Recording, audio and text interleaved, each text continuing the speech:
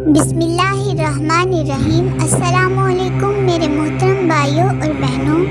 ماہ رجب میں 3 دن یعنی جمعرات، جمعہ، ہفتہ جو شخص روزہ رکھے، کیونکہ روایت ہوئی ہے کہ جو ان حرام کے مہینوں میں روزہ رکھے تو اللہ تعالیٰ اسے 900 سال کی عبادت کا ثواب عطا فرمائے گا۔ سبحان اللہ۔ جس پر ماہ رمضان کے قضا روزے باقی ہوں وہ قضا کی نیت سے ہی روزہ رکھے، انشاءاللہ اسے ان روزوں کا ثواب بھی حاصل ہو جائے گا۔ ماہ رجب میں صدقہ کرنے کا اتنا ثواب ہے کہ حضرت عقبہ بن سلامہ بن قیس نے مرفوعاً روایت کی ہے کہ نبی اکرم حضرت محمد صلی اللہ علیہ وآلہ وسلم نے فرمایا کہ جس نے ماہ رجب میں صدقہ دیا تو اللہ تعالیٰ اس کو جہنم سے اتنا دور کر دے گا جتنا کوا ہوا میں پرواز کر کے اپنے آشیانہ سے اس قدر دور ہو جائے کہ واپس آتے ہوئے اڑتے اڑتے بوڑھا ہو کر مر جائے۔ بیان کیا جاتا ہے کہ کوے کی عمر 500 سال ہوتی ہے۔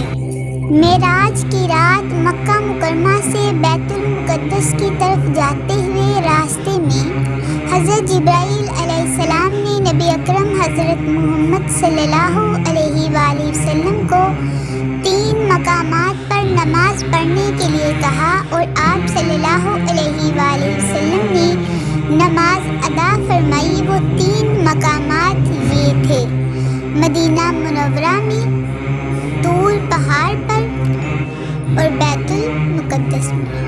رجب المرجب بیج بونے کا مہینہ ہے۔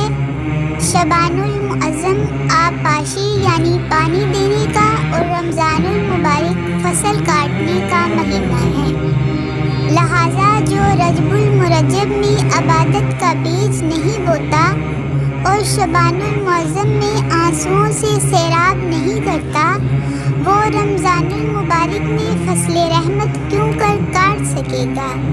اللہ تعالیٰ ہمیں اس مہینے میں بیج بونے، پانی دینے اور فصل کاٹنے کی ہمت، توفیق، طاقت عطا فرمائے، آمین ثم آمین۔ میرے پیارے بھائیوں اور بہنوں، آپ سے گزارش ہے کہ اگر آپ نے چینل کو سبسکرائب نہیں کیا ہوا تو برائے مہربانی سبسکرائب کر دیں اور ویڈیو کو لائک اور شیئر ضرور کریں۔ اللہ آپ کو جزائے خیر عطا فرمائے، آمین ثم آمین۔